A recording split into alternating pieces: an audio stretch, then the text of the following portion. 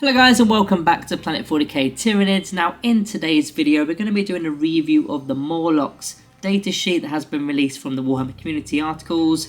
We've only got the datasheet, we don't have the points cost, so we can't go as far as saying how efficient it is in terms of abilities versus points, because we don't know the points of course.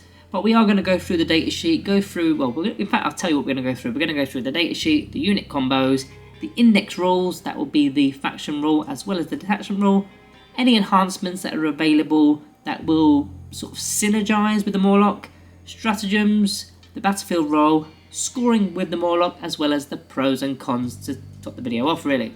Now we normally do a Planet 40k rating as mentioned in the previous video. It's too early to be doing that, we're not even in 10th edition just yet. But if you would like to put your ratings down below, whether it's prediction ratings or whether it's just, I suppose, general knowledge, put it down in the comments below, and then we'll come back to it at a later date. Maybe we'll do a tier list video, or just, upgrade the videos and put the actual ratings in, maybe in shorts or something, I don't know. But let's get on with the datasheet review for the Mawloc. Right, so we go straight into the datasheet. We're going to go on the flip side of the datasheet card to begin, just to go over the basic information. So one Mawloc is equipped with a sustainable jaw and the Mawloc siding talons. Now the keywords of note, it's a monster, it's got the Great Devourer, and it's just a Mawloc. There's nothing else there, there's no synapse. The only one really worth a mention there was the actual fact that it's a monster. So that monster keyword will interact differently with some other stuff. We'll get onto that as we go through the video. Right, so let's get into the actual front side of the datasheet card, and we'll begin with the stat line. So it's got a movement of 10 inches, so pretty quick. It's got the toughness of 10, which has gone up, of course. It used to be 7, but monsters and vehicles have gone up in 10th edition, so that means small arms fire and the smaller weapons aren't going to be as useful against a toughness 10 monster. It's got a 3+ armor save, so yeah, fairly resilient. 14 wounds, pretty good. It's got a leadership of an 8+, which is not so good really, and the objective control is 4. So yeah, a little bit worrying with that leadership, but it's only, it's not that bad, but I think it could be a lot better than that. Okay, as we get on to the abilities next, we have got the deep strike ability, which is very important for the Mawloc. You're going to be deep striking in from, I believe it's from turn 2 onwards, and 9 inches away from enemy models. Now previously the Mawloc could pop in, I think it was just 1 inch away, well, more than 1 inch away of course, it can't be within engagement range of enemy models. That has now gone. We'll get onto that in a moment, I suppose. So the faction ability is Synapse. It doesn't have the Synapse keyword, but if it is within 6 inches of a Synapse creature, it will have Synapse. So therefore be within synaptic link range. When it's taken the Battle Shock test, you use 3 dice instead of 2. You will need this for something with leadership of an 8+. However, it's got Deep Strike, so getting it to be within synaptic link range could be tricky. The actual unique ability for the Mawloc is the Terror from the Deep. So similar name to 9th edition, but it's a little bit different. So each time this unit is set up using the Deep Strike ability, roll 1d6 for each enemy unit within 12 inches, so every single model within 12. That's quite a large radius there. On a 2, 3 or 4, the unit suffers d3 mortal wounds. That's quite a lot, On a 5+, they're going to suffer 3 mortal wounds and must take a Battle Shock test, which we know already from all the articles that Battle Shocks are going to be quite important for 10th edition. If you're not aware, if you fail the Battle Shock, you don't lose models anymore, but you can't use stratagems on the unit, you lose your objective control, it goes down to 0, and falling back you need to use the desperate escape methods, which I think if you roll a 1 or a 2, you lose models, don't you? So you don't want to be failing Battle Shock, and if you're applying Battle Shock to enemy units, even better, especially in their own back lines, right? I quite like the ability. Like I said, a 12-inch radius all the way around the model. The model itself's got quite a large base, so you're going to get a lot more than 12 inches if you know what I mean. And D3 for every single model. Now, of course, when you enter the battlefield, you do need to be within more than 9 inches away from enemy models, so finding a location could be quite challenging. You're not going to get into backlines with loads of models there because it's going to simply just be screened off. So maybe it's not necessarily useful for turn 2, maybe sort of turn 3, maybe even turn 4. That might be too late, I don't know. But coming in the centre of the battlefield when models are all over the place and then banging out this Terror from the Deep ability, mortal wounds going all over the shop. But just basically keep your eye for a gap from turn 2 onwards is all I'd suggest there. Right, so there is a damage table, which is if you're below 5 wounds, you subtract 1 from the hit roll. So it doesn't affect the movement anymore, it's just the hit roll, not a problem. And it's only when you get to 5 wounds or less, not the, I think it was 7 before. So that's better, that is better. Now going back to that Terror from the Deep ability, we got to take into consideration that in 9th edition, the Mawloc, once it came in, if it was within 9 inches, because it could do that, it couldn't charge. Now it's come in 9 inches or more, so it can charge if you want it to. And previously you had that marker thing where you stick the marker in, then you come in on your next turn and it could be screened off. There's none of that jazz now, you just straight up deep strike in, which I think is good. As for other abilities that have been lost since 9th edition, the Serpentine Coils, so the -1 to hit in melee, that has gone. Also the Distensible Jaws, where you are throwing out mortal wounds through that has now gone, but I do like the Terror from the Deep ability, that seems to throw out quite a lot of mortal wounds. And the Death Throes ability, it doesn't have Death Throes anymore. It doesn't explode, there's no deadly demise with this thing, it just dies. If it dies, it dies. So previously it used to be D3 mortal wounds within 6, no longer a thing. We can get onto the weapons, I suppose. It's only got the melee weapons, of course. Now we've got the Mawloc Siren Talons and the Distensible Jaw. Now of course the Distensible Jaw was an ability, now it's an extra attack. So it has been moved, we've still got it, it's just been moved. It's only 1 attack, it's an extra attack. It's got the anti-infantry 4+, so if you score a 4+ to hit, no, if you score a 4+ to wound, that will become a critical wound, effectively like a 6+ to wound. And it's also got the Devastating Wounds ability, so in fact, if you do get that 4+ against infantry, it will just go straight to mortal wounds and it will be 3, because it's to the value of the actual damage, and this weapon is damage 3. So yeah, you get 1 attack, weapon skill 3+, strength 5, no AP, and 3 damage. And of course, the 4+ against infantry, if you roll a 4+ or more, you get 3 damage straight up, well, mortal wounds. Cool. So that's the new weapon. As for the Mawloc Siren Talons, 16 attacked as it was, weapon skill 3+ as it was, strength 8, so this has actually been buffed. It used to be strength 7. It's -2 AP, it used to be -1, so another buff there, and it's only 1 damage. Now, it's useful for infantry. Going up against infantry, toughness 4, toughness 3 as well I suppose, but mainly toughness 4, this is going to wound on a 2+. When you've got a lot of attacks here, 16 attacks, there's plenty that are going to go through, wounded on a 2+, -2 AP, even power armor goes to a 5+ armor save. Now it is only 1 damage, so you do need a fair amount to go through against Space Marine armor, but going up against, 1 wound models, there's quite a lot there, and that should do pretty well against them. But if you're going up against things that are toughness 5 or more, you're going to be wounding on a 3+, not a 2+. And in fact, if it's a vehicle or monster that is toughness 8, you're wounded on a 4+. And then if it's toughness 9 or more, you're wounded on a 5+. And it just gets worse and worse, doesn't it? So, I mean, we've seen from the Mawloc itself, the toughness is 10. So if this Mawloc Siren Talons was going up against another Mawloc, it would actually need a 5+ just to wound it. So you can see how difficult it is to wound monsters and vehicles nowadays. Even our strength 8 isn't good enough. But yeah, a good weapon against infantry as mentioned. Now we've lost some war gear options from 9th edition. We lost the adrenal glands, we've lost the toxin sacks, the biostatic rattle, the pincer tail and the toxin spike. That's all gone. I suppose that makes it a bit more easier on the eye in terms of the datasheet. There's less options for us, and I suppose on launch it's just easier to manage, isn't it? Now I'm not suggesting that they're going to add more weapons in on the codex release, I'm not saying that at all, but it gives us, I suppose, less to do when making a list and putting the Mawloc in. Right, so let's talk about the unit combos, I suppose. There's not much really that combines with the Mawloc, so I've got 3 for you, but they're not, I mean, okay, they're okay synergy, I suppose. So the first one is a Hive Tyrant, or the Winged Hive Tyrant if you want. A Will of the Hive Mind, so once per turn, a friendly Tyranid unit within 12 inches with 1 or more of these models with this ability.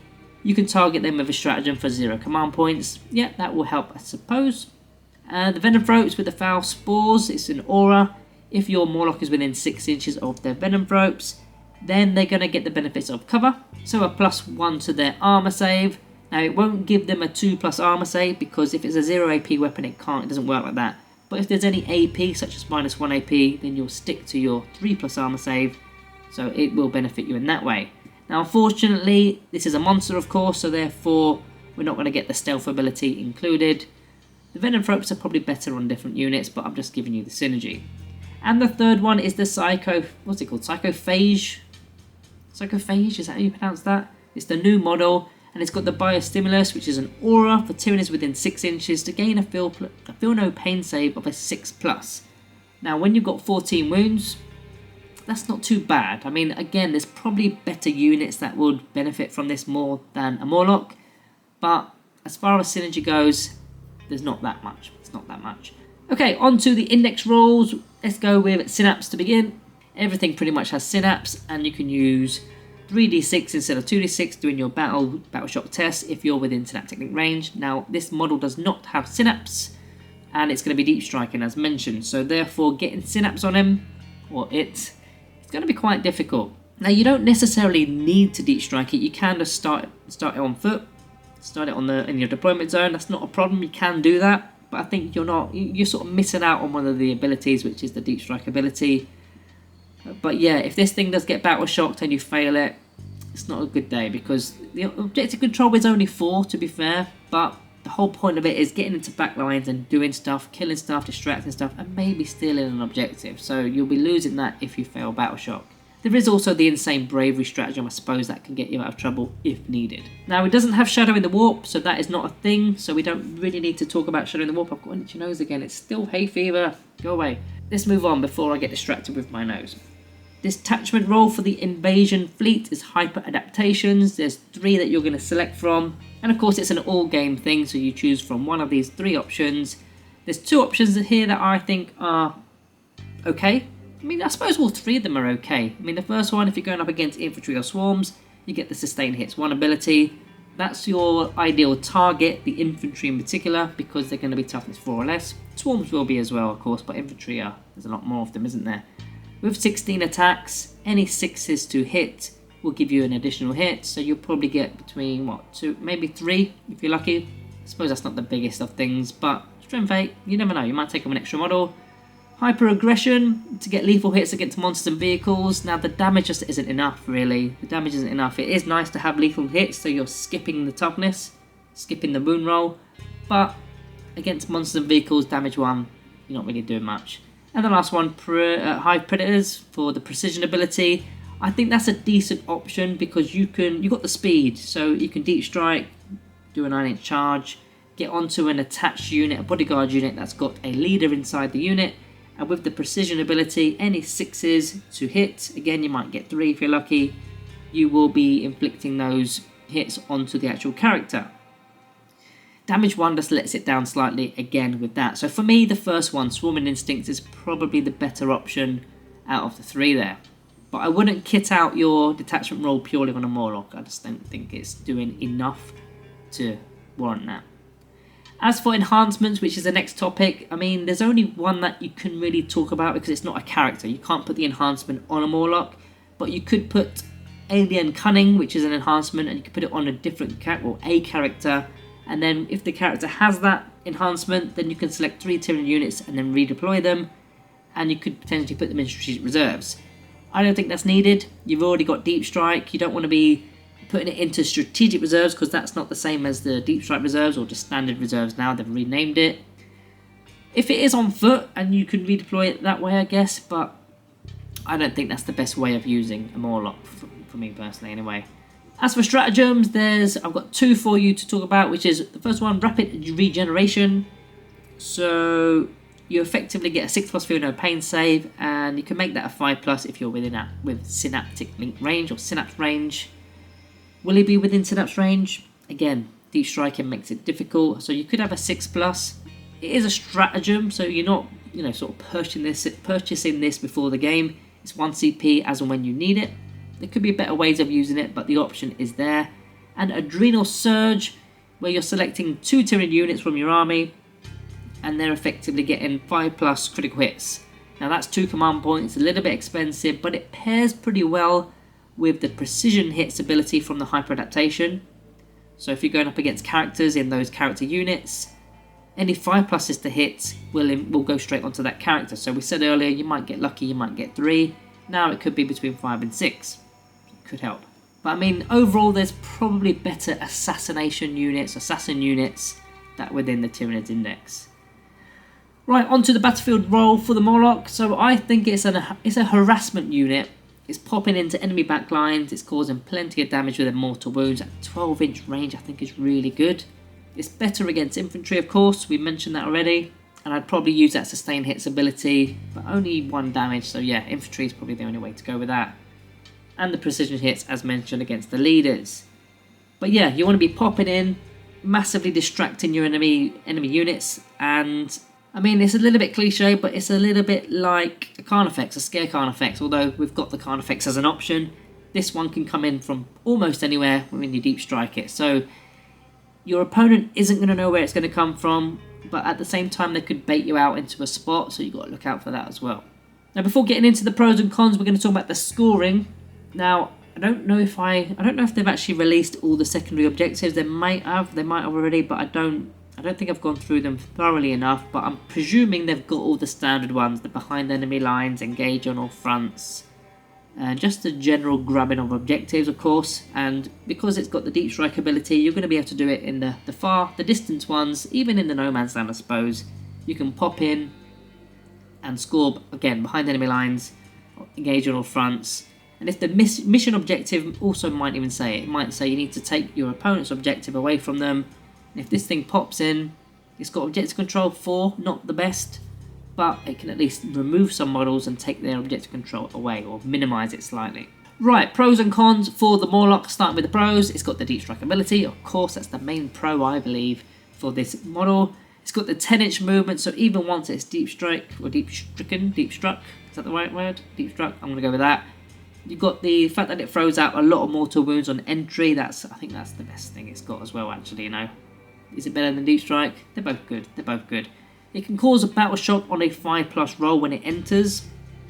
Also very useful, but it's a 1 in 3 chance, I suppose, of actually causing it, and then your opponent has to fail it. So, you know, it might not happen, but whatever. It's great for scoring objectives. We've just gone through some of the objectives that it may be able to score. And it's very good as a tie-up unit and distraction. It's a distraction Carnifex, although it isn't a Carnifex, it's a Mawloc. It's a very good distraction unit. As for the cons, it can be shot in engagement range because it's a monster. That's a new thing for 10th edition. Even if you're not in that fight, you can still shoot it because it's a monster or vehicle, although it will be at a -1 to hit penalty. Okay. It's got a leadership value of an 8+.